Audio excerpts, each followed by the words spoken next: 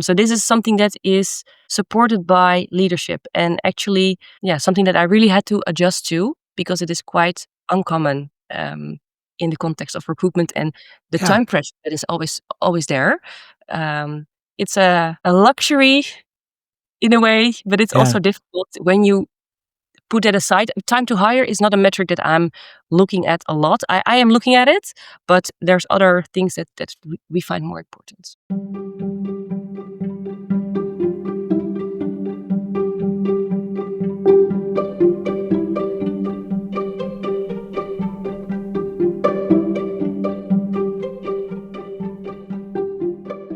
Hey, welcome back to Women Disrupting Tech, and thank you for tuning in to episode 145. I'm your host, Dirk-Jan Hupkes, and on this podcast, we amplify the stories of female founders and their investors to help close the funding gap in venture capital. The woman you just heard is Relinde Boerman, and she said something you don't hear often in startup recruiting. At Polarsteps, they don't optimize for time to hire.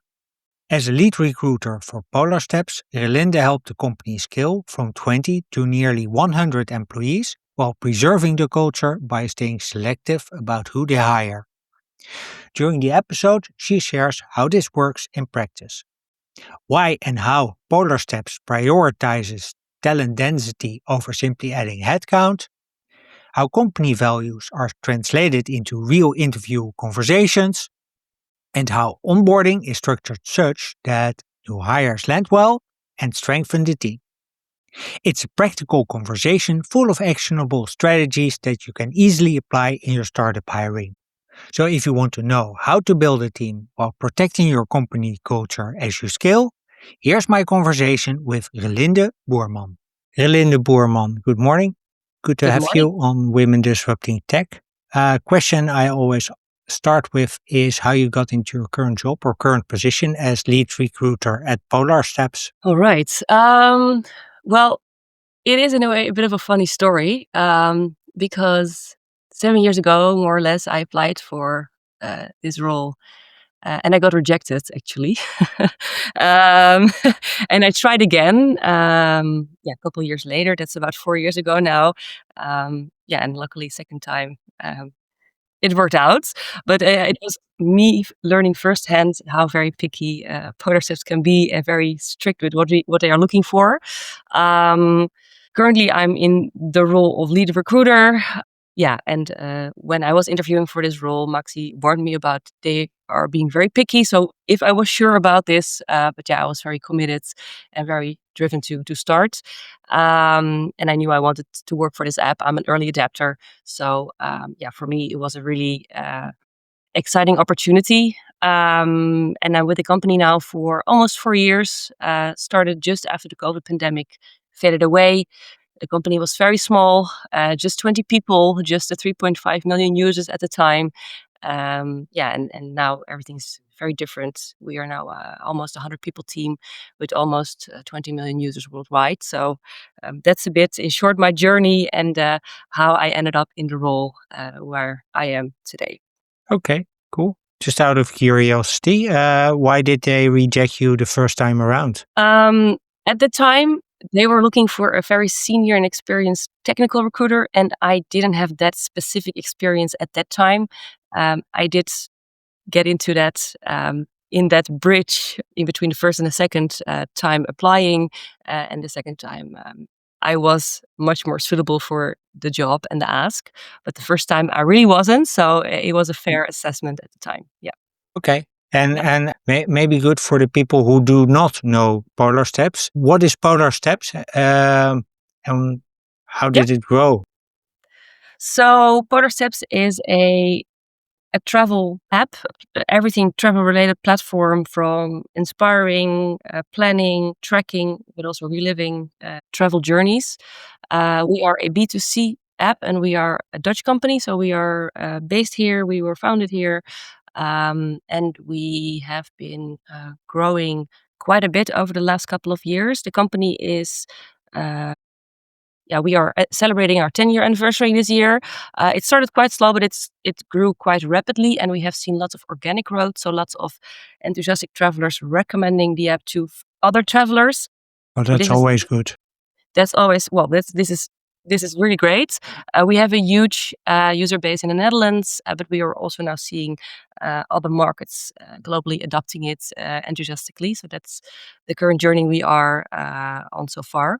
Yeah, and now growth is picking up. So 3.5 million users was already a lot, Hmm. especially Dutch B2C app. And Yeah, yeah, now hitting different levels of numbers, which is very exciting. yeah, that's and also growth in terms of the team. Also growth in terms of the team, yes. When I joined, it was just the 20 people, a handful of developers and some other people there, co-founders, and yeah, then you get up to 20 people fast, and now we are almost 100 people. That's a very exciting journey. I've been Yeah. very fortunate to be part of the majority of that growth, which has been a great experience, and it's very, very nice to see where we are now, and also, yeah, what is ahead, definitely. Okay. So the reason we started talking initially is through mutual acquaintance of ours who told me, "Hey, they've won a People in Culture award. Hmm. So you need to talk to Relinde." So you're part of an HR team. It does a lot of work on people and culture, I suppose, especially in the building phase. That's quite important. I've been told. What is the work that you're most proud of? Good question. Yes, scaling while maintaining the the values, the glue that makes your company so special. That is very maybe easy and feels so natural when it's small, but when you scale, it's easy to lose it, to dilute it with hiring.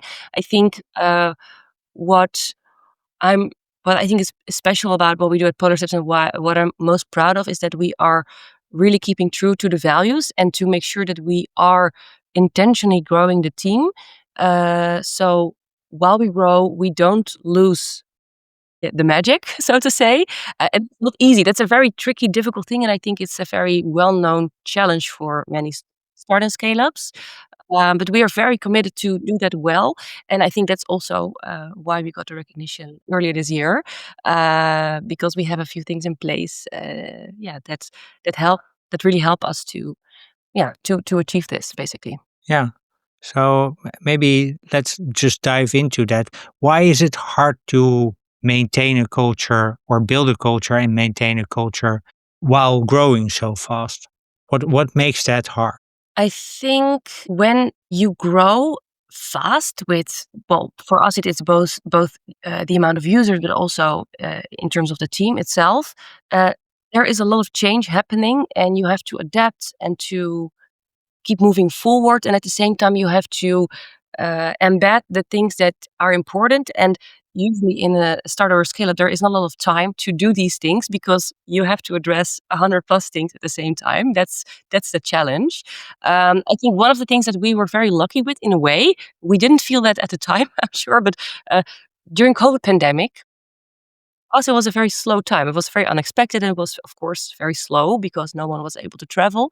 Yeah. But that time, it allowed us the time to set up internal things quite well. And I think it has really helped us to then build from a more solid base, really making sure that we embed things like the values and really caring for the team and trying to keep that balance because we were able to build that foundation quite well. It's like a sort of a happy coincidence in an unlucky situation for us at Yeah. that time.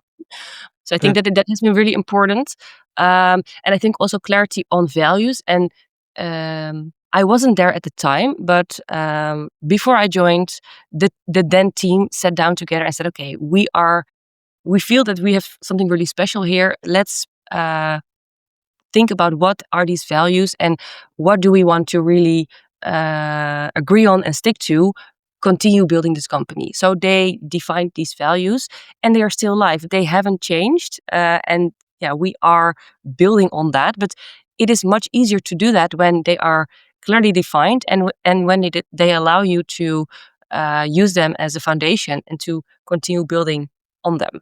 And this is what we have been embedding into our recruitment process, but also the people operations.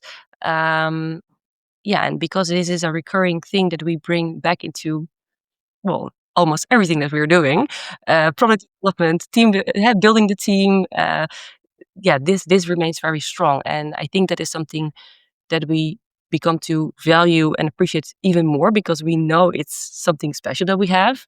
And it's also, becoming one of our, I sometimes call them superpower. It's one Yeah. of our superpowers. Yeah. Yeah. So you talked about taking COVID as an opportunity to really sit down and cement, let's say, the processes and procedures and values into the culture. hmm Um, was that the first time that people were thinking like, "Hey, this needs to be done," or was that earlier? Or I have to be how? honest, I don't know the exact timing of it. I think this was already always important. And the situation of the COVID pandemic allowing us time. Uh, yeah, I think when I look back on that, I think that has helped us to also build a strong foundation in such a way that it is solid enough for us to really build everything on top. But it's also because that happened then, it doesn't mean that that is then the solution and we are so lucky that we did it and then everything happens by itself. You really have to stay super committed and Yeah, to keep prioritizing it. Otherwise, it will fade again. So this yeah, is something that needs constant work, and you need to have full yeah, agreement with everyone that this is something that we care about and that we do want to put a lot of time and effort into it, which we are doing. So that this is yeah. not something that you can just lean upon and then stop putting the effort into. You need to constantly be focused on it. Yeah, absolutely. So what do you do to do that? Because as you said, you really need to keep keep focusing on this. And so there's COVID, and then at least at first travel was really slow, and then but afterwards it starts picking up. And I noticed that for Polar Steps, like for many companies in the travel space, then all of a sudden it was from 0 to 100 in 5 seconds. Yeah. Yeah. So So then it's so my point is more than at that point it's really easy to focus on, okay, let's go back to business and then not worry about it. So how do you keep it on the agenda even when a company is growing fast? yeah, that's a good question. Maybe it's not the why it is on the agenda. I think that the co-founders really care about it. So it is embedded there. And then it will find its way into, okay, we should be prioritizing this in how we do things and also in how strategy then takes form, and where do we put our commitments.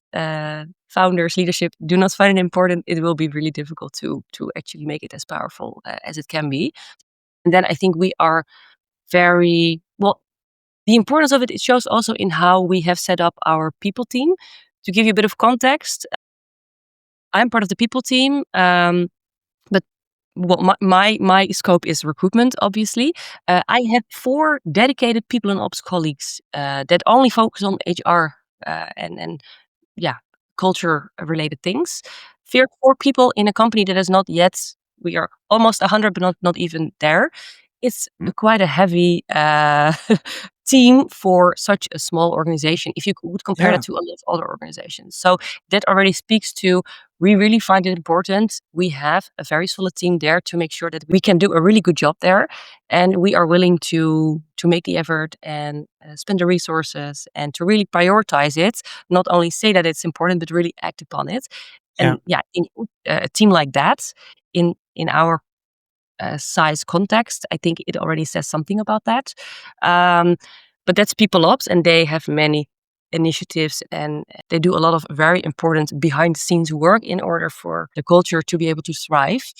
My part of that is that making sure that we hire not only qualified people that are able to do the job, that we also find people that align with the values that we care about, that that make sure that they understand what we are about, and for them to also decide if this is their type of environment, yes or no. yeah, Uh, it is very well embedded in our recruitment process. Everyone who interviews with us, everyone will have a team and values interview. Um, and we have spent quite some time with the team that is performing these interviews, and they are in all different types of roles within the company as well, from developers to marketing to doesn't really matter. Um, we have defined what type of skills and behaviors, yeah, can be distilled from the 5 values that we have. And then, based on these skills and behaviors, it is much easier to ask normal questions that you can have in a conversational type of interview, rather Yeah. than, "Why are you an explorer at heart?" Which, Hmm. well, one of the values. That's maybe a little bit, yeah, it's not the nicest way to really address something that you want to get an in-depth and an authentic answer about. So we spent quite some time figuring that out, which enables us to assess it much better.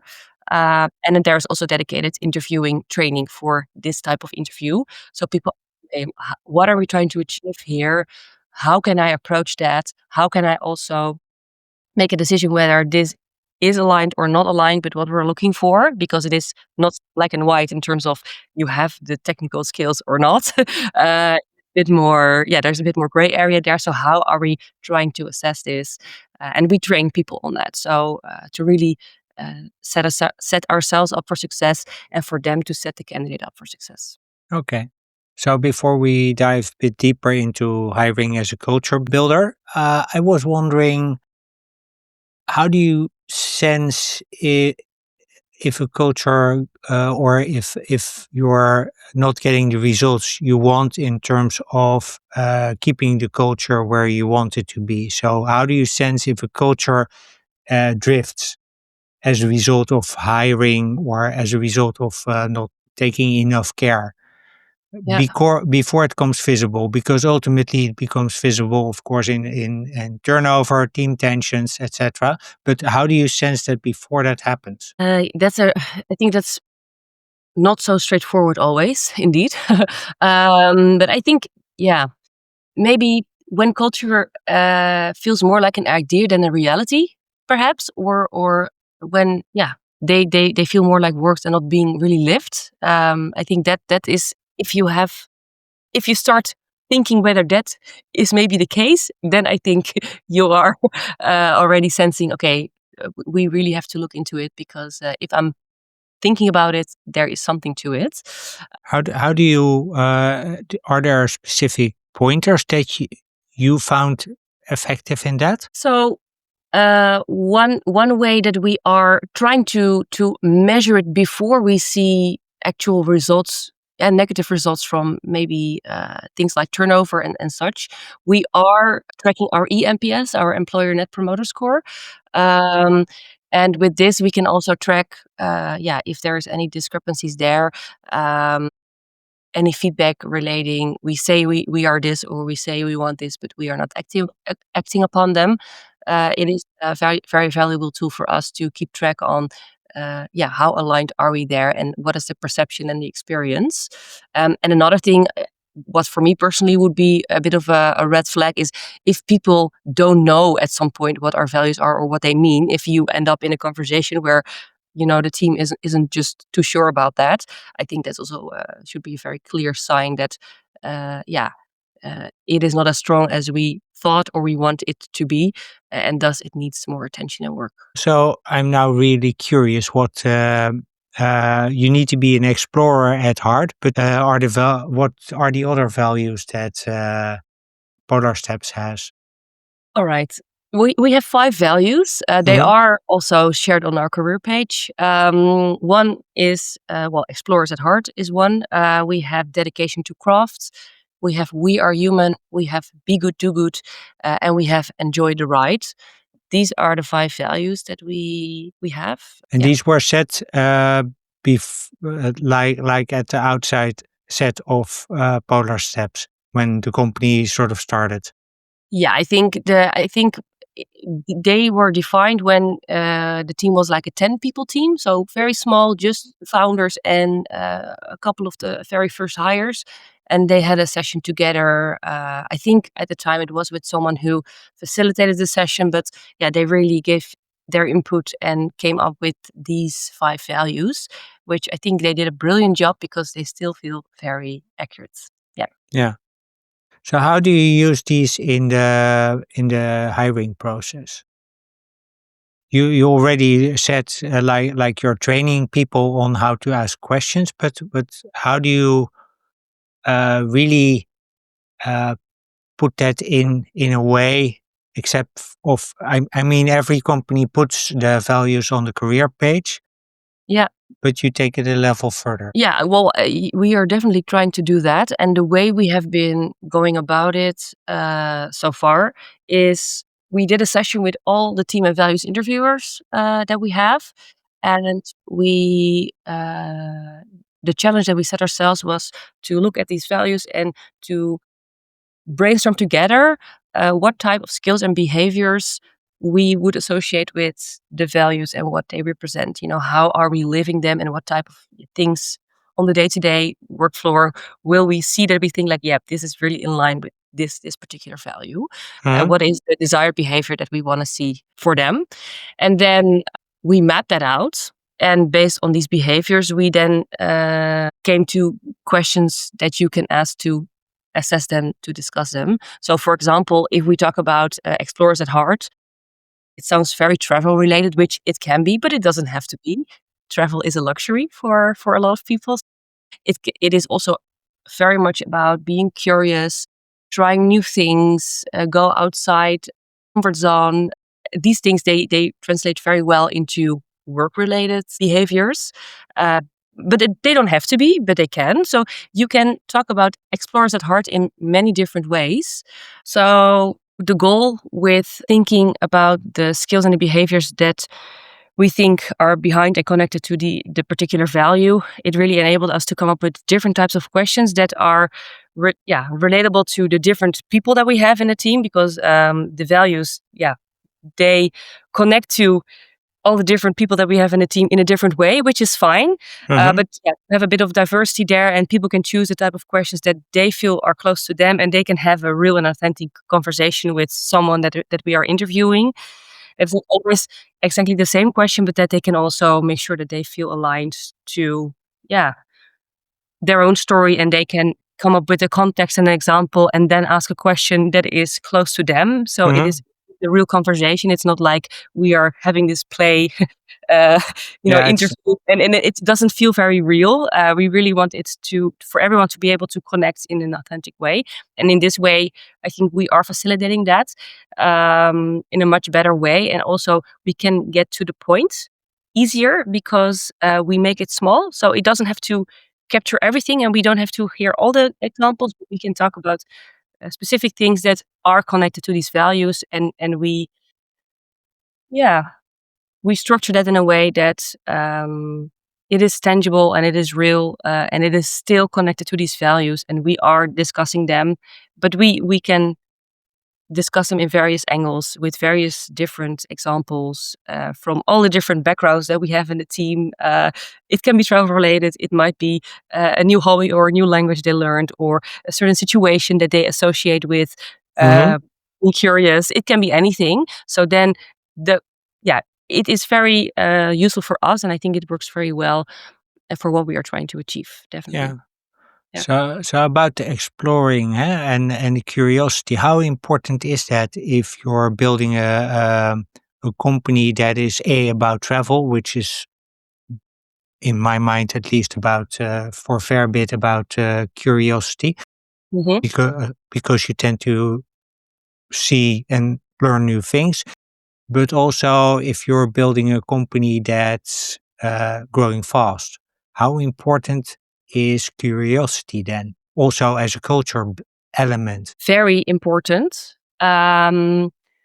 We are building something that doesn't exist yet. So we are Yeah. exploring a new territory, which makes some people very excited and some people get a little bit anxious about it. So we are trying to find the people um, that really feel, energized and inspired by such an environment, such a dynamic, such a reality.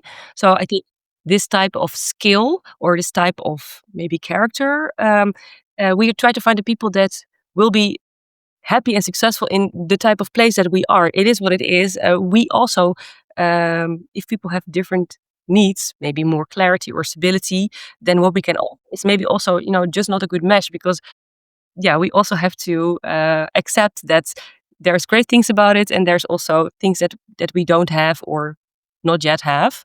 And then this skill for us is a really important one. So we it is part of the values, but it's also part of maybe sometimes the dynamic of the type of company that we are. And it's a mindset that works very well in a scaling organization. Uh, when we figure out how we do a certain thing, like a meeting or a communication structure, um, once we figured it out and have embedded it, we almost have to reinvent it again, because we have grown, and thus we have to adapt again to make it effective and comfortable to work with. So yeah, being curious about, okay, it doesn't work anymore. What do we need to do? And be open to change and not be moving away from it. It also has something to do maybe with curiosity in some way. Yeah. These are really important things to be happy and successful in an environment like ours. Yeah. Yeah. So I was recently interviewing two other people in the HR space, Hmm. and they said, well, if you want to keep women on board, you need to make things clear, which sort of, if I hear your story, it sounds sort of at odds with especially the growth phase, when a lot of things, as you said it, by the time you've invented a process, you have to redesign it again, start redesigning it, which sort of leads to unclarity. So do you think women can thrive in that environment, or do you think that women are at a disadvantage? Mm, well, Let's I let don't me think start. that's disadvantage. I'm very curious about the context where, what clarity then, what type of clarity are we talking about in terms of what women according. Well, the example they gave is women want to really be clear about what the responsibilities are that they have in a job. Mhm. Yeah. So they are, let's say, and these are their words, less good with ambiguity. So if you make it really clear what they need to do, and then they can perform better than men. Mm. Not sure. Well, I don't know. I don't really see the trend. We have Okay. a pretty equal 50-50 split, women versus men in our organization. Hmm. Um, I don't really see a trend where the the entrepreneurial or curious mindset that you need to have a little bit in order to feel at ease in the dynamics that we have. Hmm. There is not really a clear difference between how men and women deal or do not deal or thrive on that. Um, it might be that we are selecting on that really well, and that we hire lots of entrepreneurial women, let's Hmm. say. Um, no, I don't really see a difference Okay. there. For me, it would be more about creating an environment where there is trust, where you feel supported, where you feel being set up for success. And if there is a lack of clarity, uh, it is not. There can be clarity while there is change, but you have to be proactive on. Okay, so this is not clear. How do we see it? So now I can move forward. There is a certain mindset. You can get the clarity wherever needed to look for it and try to get it, not by being reactive, but by being proactive. And if you can take that step, it's not that we don't want to figure it out together, but you have to be willing to sometimes get an answer yourself. It's a type of mindset that is more important than that there is a constant lack of clarity. I don't think that's really the case. No. No. Okay. So when we spoke before, you talked about three things in terms of the hiring process. And there's three words that came to mind: high impact, talent dense, and values. How do you keep those aligned? And can you unpack what they mean? What does high impact mean? What does talent dense? Because that is, to me, pointed the most curiosity. Well, the values Yeah. probably will follow from that. Well, let me start with talent dance. Hmm. So we are committed to have, highly skilled, high quality people that are able to do the job really well. Then there is this values alignment that we're looking for, and we also look for a strong drive to contribute to what we are trying to achieve. How motivated are you for this type of challenge that we are offering? And when you make sure you do this very carefully, the hiring bit, and make sure that you find someone who, aligns with all of these three things very well, uh, you likely end up, and I think we can say that in lots of cases we have achieved, you end up with a very highly talent dense team. Lots Mhm. of people that are really good at their job. They are well aligned on the values that we share and that we have selected on as well. With lots of diversity at the same time, but a few common beliefs that do bind us, next to the diversity of wherever people are from and whatever their background is. And then we all share this passion for the product that we work for. There is a certain drive and an energy behind it. Um, Once you start to build a team like that, the beginning is difficult because it's not easy to find everything in one person. It is, I yeah, was it, about to say. it is not easy. I remember those early days, and it was very tough sometimes. But the really nice thing now is that once you start to build a team like that, well, talent knows talent. So you recognize other great people, and you're like, oh, this is a team that I would really like to work with, or they are actually building something really nice, and I had a really great experience, and I feel very aligned. I am very motivated to join this team because, I can sense there is something special here. So when you have high talent density and when you really don't compromise on that, the start is you have to really stay committed, but that after a while it becomes a little bit more easy because talent attracts talent. So the talent density is our philosophy of making sure that that stays very strong, and it will help us to attract more talent. So Yeah. that is one thing, and it Does it retains at the yeah, same time.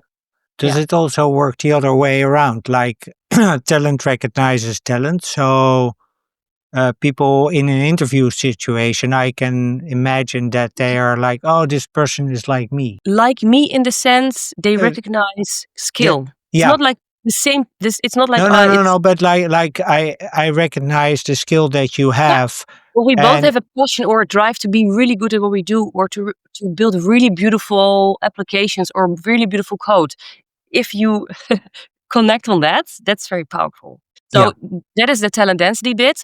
Um, Another thing is we are growing fast, but we care more about adding impact than adding more people in numbers. So we are actually trying to not grow too fast, but to make sure that we hire exactly the right people, adding more capacity, more impact, but hopefully with relatively not that many people.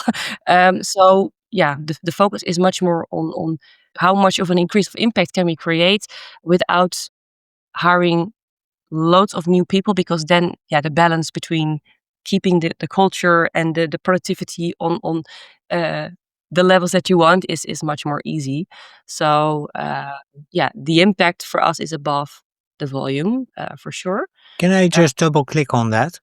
yeah Because how do you do that? Because it takes it takes compromises on value, which I understand. If you want to build a culture, you want people to have certain values. But so if you have a very talented person, are they usually not?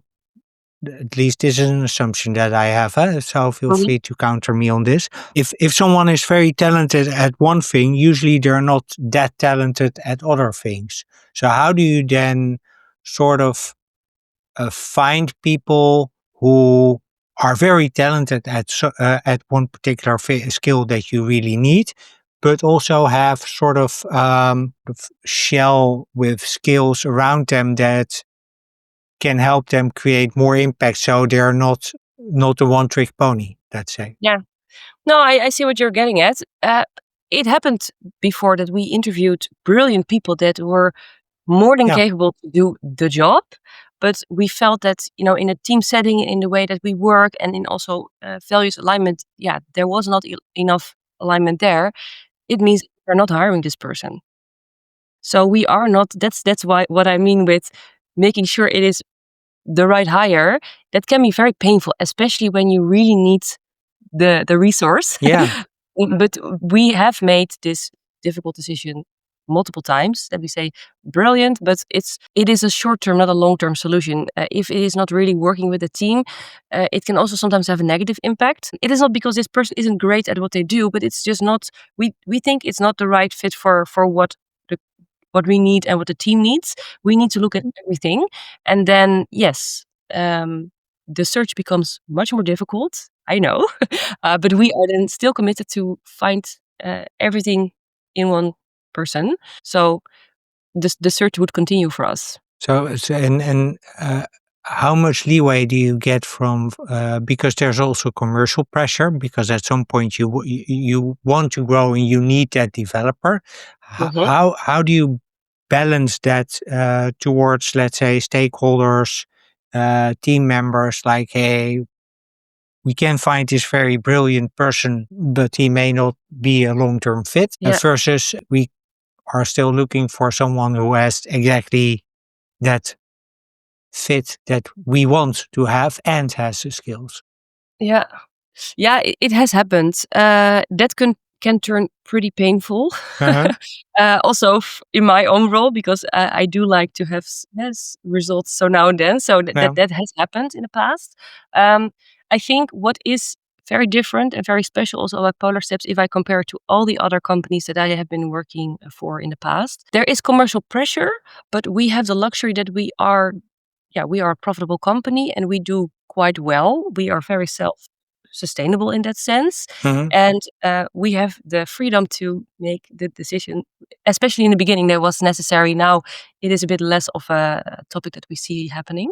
But in the beginning, we really stayed committed to, just continue searching. We know what we're looking for. And then there's different ways to, different buttons that you can turn and switch and to make sure that are we looking for the right thing. But we have maybe it happened that we maybe compromised it once or twice, but looking back, perhaps we concluded that we should have stayed committed to what we knew that we were looking for. So this is something that is supported by leadership and actually, something that I really had to adjust to because it is quite uncommon in the context of recruitment and the time pressure that is always there. Um, it's a luxury in a way, but it's Yeah. also difficult when you put that aside. Time to hire is not a metric that I'm looking at a lot. I am looking at it, but there's other things that we find more important. Well, that's absolutely helpful if leadership and Yes, founders are like, otherwise we create an impossible situation where I only can say what you want is not possible. Another solution might be there is this triangle: speed, quality, and cost. yeah, uh, if you want it all, it's going to be expensive. You always have to compromise on one thing, or it means something. Sometimes an interim solution can then be an in-between solution. That has happened, but we try to avoid it. But sometimes it happens. but there again, what I'm hearing you say is also that you have to stay flexible in the sense like, okay, if we can't get it short term, Yeah. we just hire an interim. Yeah. How do you then deal with values though? Just curious. So for interim, we are also taking that into consideration, but maybe a little bit less than for a permanent hire, because with interim, I think then the priority for speed is a bit higher. So we are not doing that as a default, and it happens, but it doesn't happen a lot. So when it happens, it is. I think currently we have maybe a handful of freelancers. It's just a very small amount of the whole population.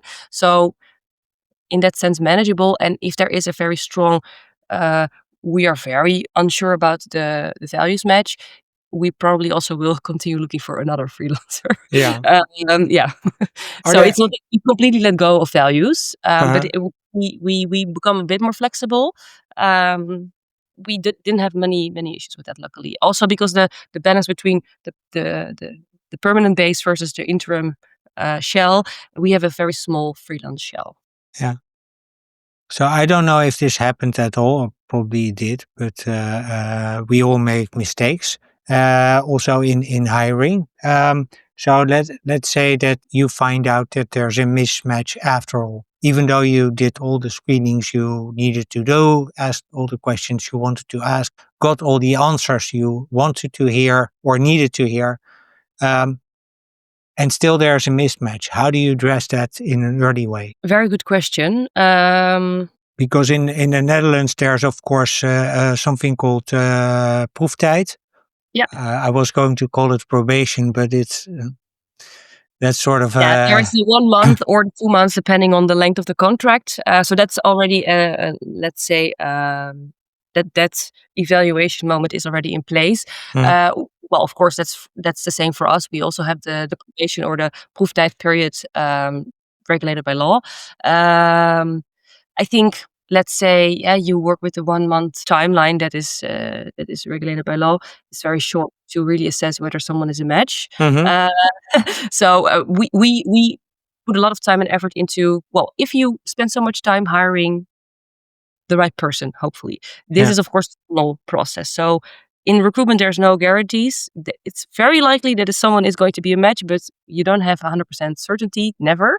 So that is always good to be aware of. If you spend so much time in selecting the right person, then we also spend a lot of time in making sure that we onboard someone as best as we can. So a lot of time goes into that, and we have a very elaborate and solid onboarding process where also my people and ops colleagues are heavily involved.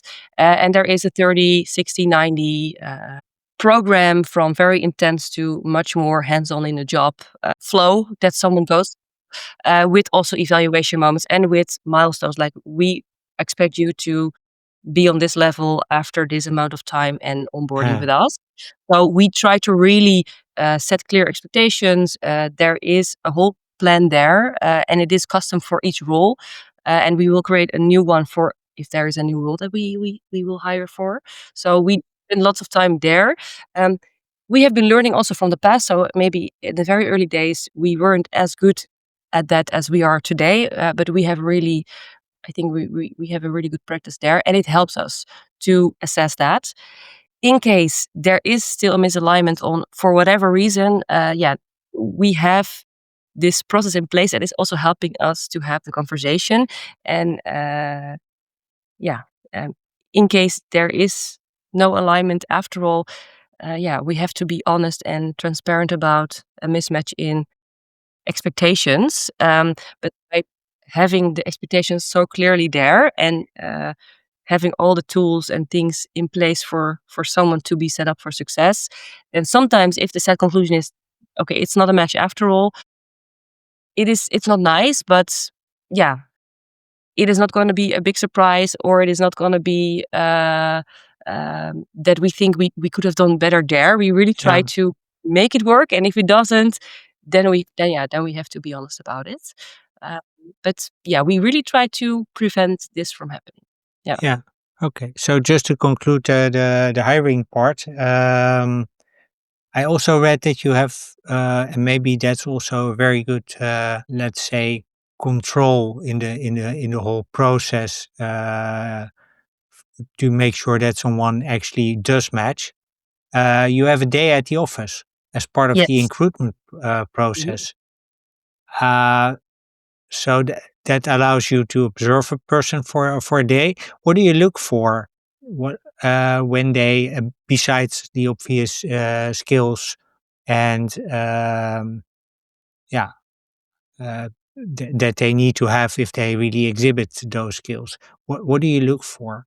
How do you see when a candidate adds that exact thing that he or she needs to add? Um, Yeah, the idea for the day at the office is to really experience something real together. Interviewing is lots of conversations about things that you haven't experienced together, which can tell you a lot, but it also uncovers, or it keeps, you know, this whole corner of, okay, does this actually work in reality? Can we assess it in some way? This is why we have the day at the office. So for us, it is need to observe and experience and assess the candidate's skills, but also how to communicate, to be with someone for a whole day. Sometimes people they are nervous for an interview. The nervousness will fade away after maybe the first hour, and we will try to make someone at ease. And you can really see more of the real person behind the professional and behind the nerves. So that is super valuable. Someone can really be more like themselves in a normal work context, and then you can really see, okay, is this aligned with what we've seen so far? Is it what we are looking for? And the candidate can also experience, okay, these values that we obviously also talk about, and for Mm. some people it is a reason to apply to a role with us. They can experience, is it actually live? Can I really feel it? Are they Yeah. being, it is a way for them to really assess, is it real? So they are learning all these things. They are getting a taste of the challenge of what it might be like to work with us and to see, do I like it? Am I challenged? But am I able and am I having some fun with it? And then, yeah, there's of course maybe sometimes flags that we would think, okay, this is maybe not a match. It can be the technical ability in reality. Sometimes someone can talk about it and can't actually do it, or not the way or on the level that we are looking for. So we will see a flag there. But it can also be how someone is or isn't communicating. While that might be useful or helpful, also in what the day to day would require, or how is someone dealing with real feedback based on their solution that they are presenting and a discussion that we have afterwards? So there's all these different things that we can see, and sometimes, yeah, something pops up, and sometimes it's a very solid confirmation of, yep, this is very aligned with what we have already been seeing and talking about, and it does show in the person that shows up for that day. So yeah, for us, it's very valuable to see the person basically, and for the Yeah. person to, yeah, Yeah, but also, as you said, for the person, him or herself, that they get to see, okay, this is what it's really like. Because, yeah, yes, yes, the website and recruitment movies and the interviews are just snapshots. And then, as I always put it, you can't hide for a day. And that works both ways. Huh? So for the candidate, they cannot hide any things that they may or may not have told, and the company cannot hide either. You just get it as it is, and even then, it's a snapshot, but it's a it much is a bigger. snapshot. And the difficult thing with data office, or why it's sometimes not perfect, is if someone is having a bad day, that can be really sad. It can happen. But yeah, we can't really ask someone to join us for a week. Yeah. So yeah, but it does bring a lot. And I also really believe it brings the candidate a lot. And if something feels off and you can't really put your finger on it, we do have the team and values interview that's always afterwards. And we can really, yeah, use that also to explore this specific doubt that we might have Hmm. further. So we also use it to make sure that we have uncovered, the important things that are relevant in that specific case with that specific candidate. And usually, I get the question a lot, especially from also from a lot of recruiters actually, like, aren't people very hesitant to dedicate their time for a whole day, in a process? They don't get the guarantee, of course, that they will get the job yet. Still find out. So are people really willing? Are developers really willing to join you for a whole day? Uh, and I can see that. And at the same time, luckily, I think in my whole career at Polar Steps, maybe it happened, I can count them on one hand. I think people are quite happy that they get the opportunity to really explore it. Yeah. Uh, and they also know what they're choosing for. Yeah.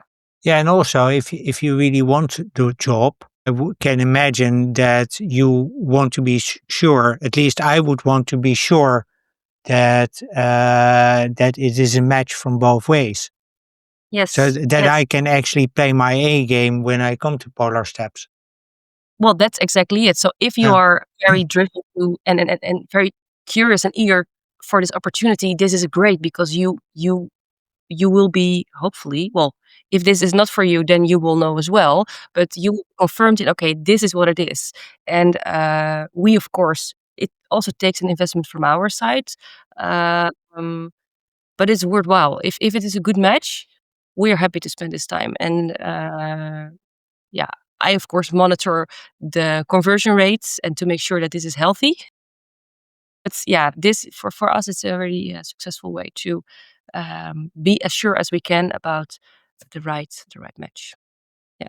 I want to shift a bit to belonging Mhm. and once people are inside the company, how do you because you have a hybrid setup, right? So Yes. it's not only in person. Is it all that international? So we have a hybrid setup. We do relocate everyone to Amsterdam. Okay. But then, yeah, it is still a hybrid setup. So typically, people are at the office twice a week. Hmm. Some people like to be at the office more, so you can, but you don't have to. Hmm. Yeah, we say okay, maybe at least twice a week to have to be able to connect with each other and to get to know each other, because we think we have a really nice company and a really nice culture. It's difficult to really experience that when you are always at home. But it is possible to work from home. I'm currently at home. Yeah, so that's the way that we have it set up. Is it difficult to attract people if they have to relocate? Does that add complexity to the hiring process? It does add complexity, not so much to the hiring. Well, yes and no. You have to be very careful to hire people within the requirements of IND, visa threshold requirements and stuff like that. Relocation is it's an investment. It takes more time for someone to be able to start. There is more adjustment for someone to change life, literally, Yeah. and think whole life and family sometimes to come and move here, new culture, new climates. It can be a lot. We also have a lot of experience on that now, so I think we have quite a smooth process for what it is, but lots of steps, lots of admin. Um, we do it because we believe that it's important to stay connected a lot, and it's an intentional choice. So we don't work with fully remote. Yeah, that's the choice that has been made, and for us, it is working really well. But it does need a bit of extra time and investment, and yeah, making sure that someone is able to settle in well. Yeah, Yeah. also Can team I is do, working. yeah, can Yeah. I just double click because I spoke to Marieke van Iperen from Sadly. Yes. She does these relocations. Hmm. So I was wondering about your perspective. What does it take for a company to really make those people who come from outside the country, be that within the EU or let's say anywhere else, that they can easily go and relocate to the Netherlands? How do you make them feel quote unquote at home? We are doing many things to set it up for success as best as we can. But of course, it's going to be a super personal journey for everyone. But there's similarities. So I think there's one important thing. We have a lot of people in the company that have been through this experience themselves. In that sense, they can relate to each other. They are not the only one doing this. We Huh? have 40 nationalities in the company. And yeah, so many people are expats and have been relocating. So this is in that sense, you are quite normal when you join Polar Steps. Yeah, okay. You are quite normal in that sense.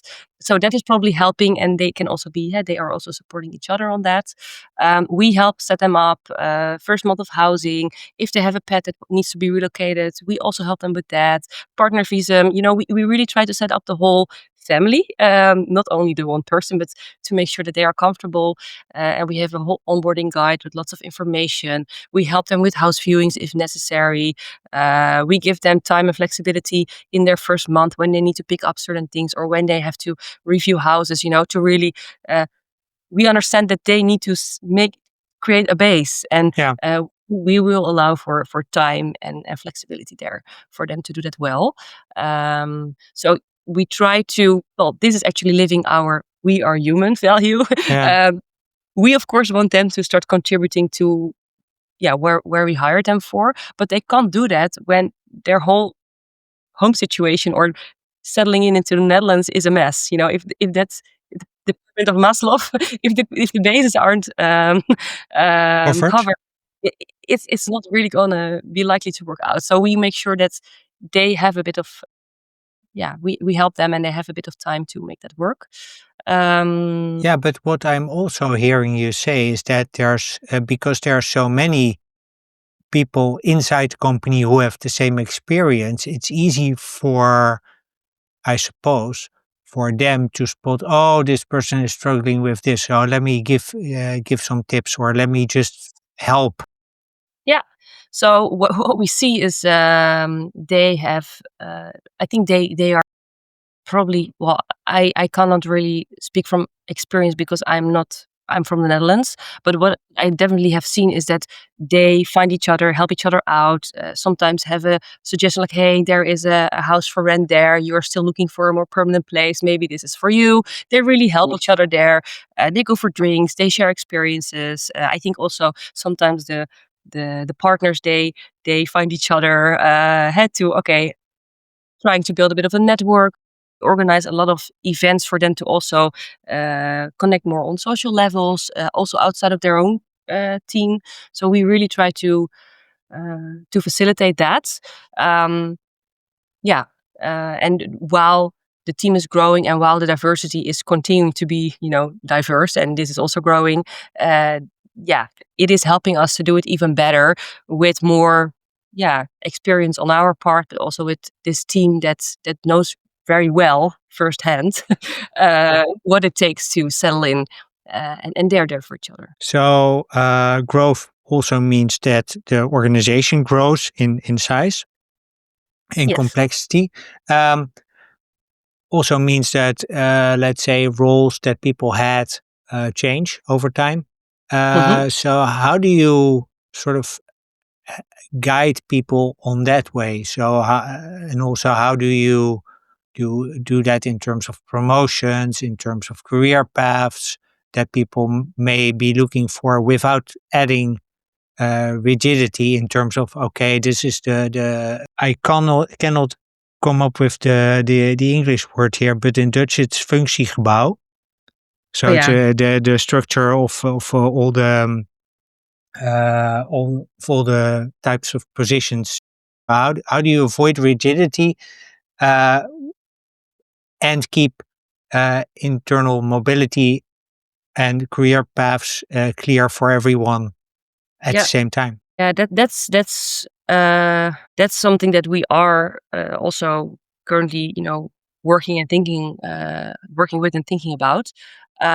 We have still a lot. Well, the people that joined early stage, uh, most of them are still with us, so that's super super nice, and we really, uh, make an effort to see how can we also retain them, and sometimes, what is the growth path, and what are the opportunities there. And I think we have been doing quite well. So you see certain people from an IC role growing more into a lead role when the capabilities and the ambitions are there. But if they're not, then we have also successfully found other roles that service their ambitions and the things that they enjoy in their work more. Growth doesn't always have to be uh, in a hierarchical way. It can also be in other ways, and we have multiple success cases there. So we really make an effort to understand what do we need to understand what is the person, the individual looking for, what are their ambitions, and how can we bring that together.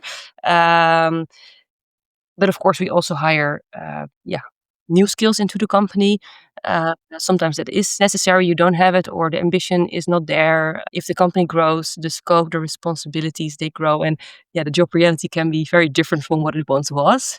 Yeah. uh, I think a brilliant example actually is our new CEO. We've hired almost 1.5 years ago. Uh, Sometimes a new phase requires other skills, new insights and experiences, and then it's sometimes better to see if we can hire that into the company, and then the people that are already there, we can learn from each other, and we can even move forward more successfully together. But we do always look internally, like, do we have the resources already, um, and give someone a growth path. And for some of the first off roles, we also hire a lot of positions for the first time. Mhm. We hire overqualified people with the idea that we expect to grow. they will be able to set things up really well, and they can grow with the role, and then they can hire their own team instead of hiring someone above that in 2 years because we need a different level. We try to reverse that and see if we can find someone really great and a little bit overqualified, but up for the challenge, and to do it really well from the beginning. Yeah, that's also a strategy. So, on the new CEO, um, Yes. how do you hire a new CEO? Because that sort of that brings. Now, let me test this assumption.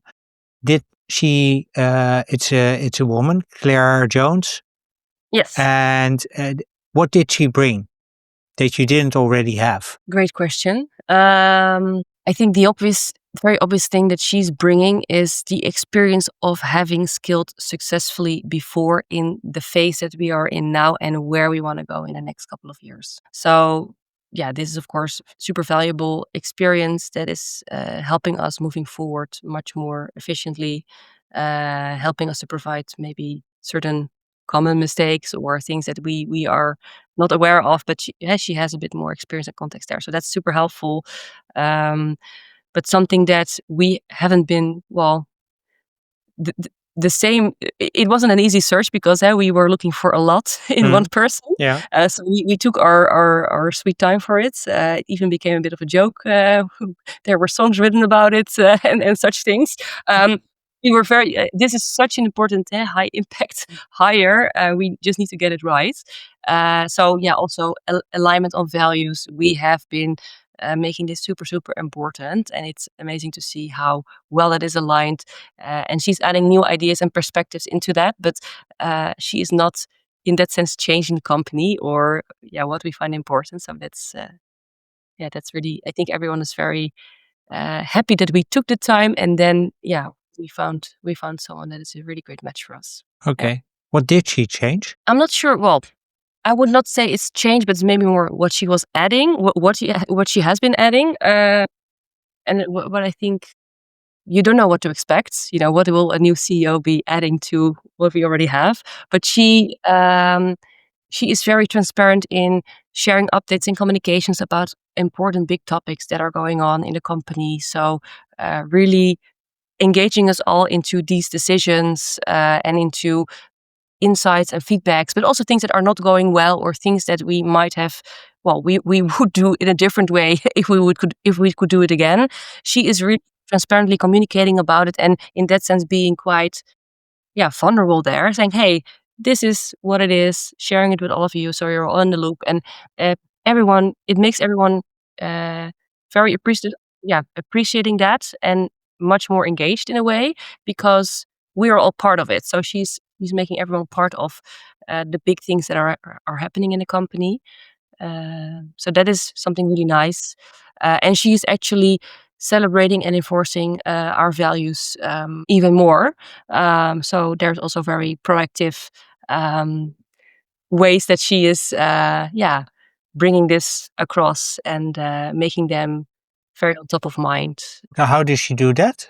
That celebrating those values? Maybe just a very very easy or like a small example, but celebrating success. If something goes well, let's make sure that we say, well, we give someone a little compliment, and we have now a nice kudos channel where people are giving a shout out to someone, even though it's small, even though it's not hitting a big milestone, but maybe something small, or maybe even someone living the values in some way, and you want to make that visible, really enabling something simple as a Slack channel to do that. Or tonight we will have the winter party and we will have the value awards where we can all nominate who is living which value the best way, and people will be put in a spotlight for that, for example. These, in that sense, little small things that will have a very positive impact on uh, really living the values. I think, these are a few Yeah. things that I appreciate with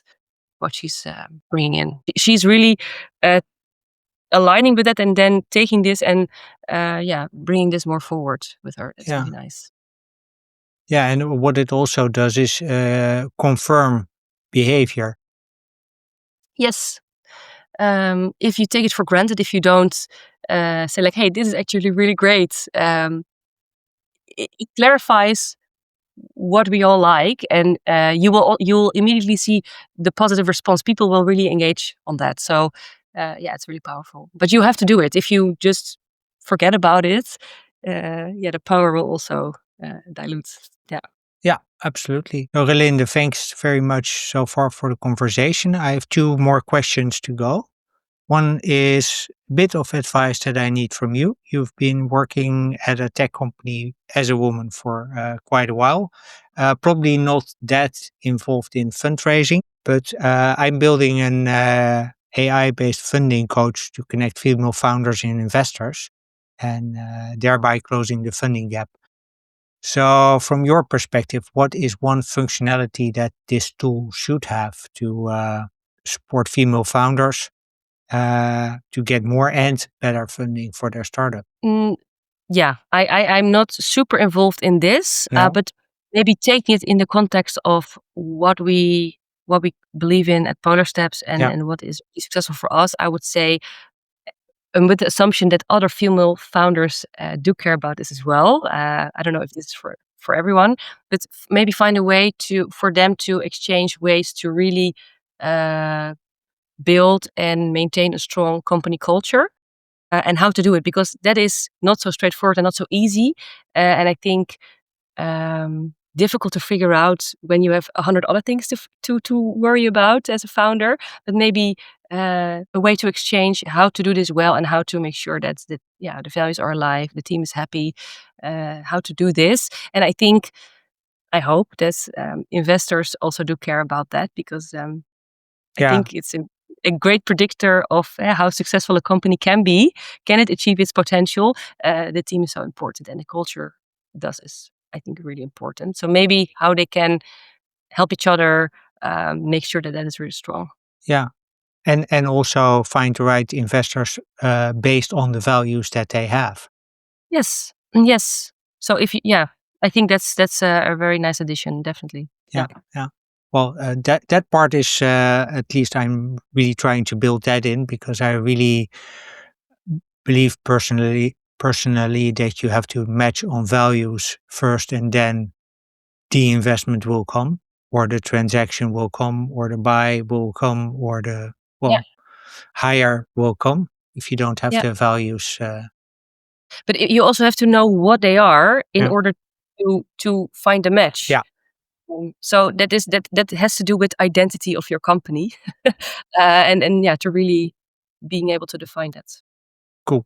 And that sounds like a really great place to close because I will include that the identity part in the tool. All right. Um, Relinde Boerman, thank you very much for this interview. Really enjoyed this. If people want to connect with you or learn more about Polar Steps or maybe explore if it's a fit for them, where would you Mhm. like to send them? Well, I'm quite active on LinkedIn, so feel free to connect with me there. We are now regularly hosting meetups, so if there's anything in your field that we're hosting, make sure to see if you can join us. That would be great. I'm also there quite actively in the recruitment community.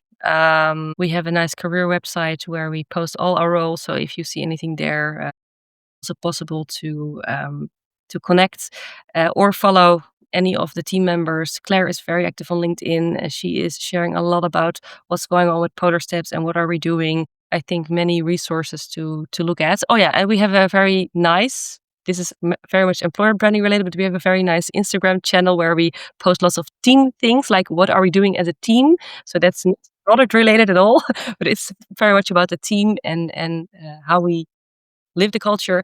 Yeah, yeah, you can also look it up and see behind the scenes. Cool. And we'll include those links in the show notes. Nice. Amazing. Thank Yeah, you. thank you. And listeners, thank you for listening. And until the next episode, as always, keep being awesome.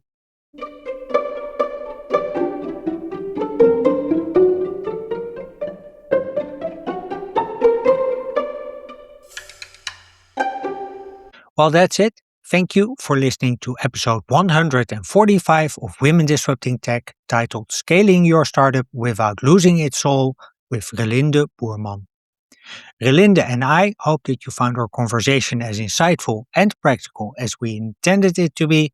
And if you have any questions for Relinde, please leave them in the comments on YouTube, Spotify, or Apple Podcasts. I do read all the comments and I'll make sure you get an answer. If you want to connect with Relinde or learn more about Polarsteps, please check out the links in the show notes. As usual, you can find the show notes at womendisruptingtech.blog and on my Substack via the links in the caption.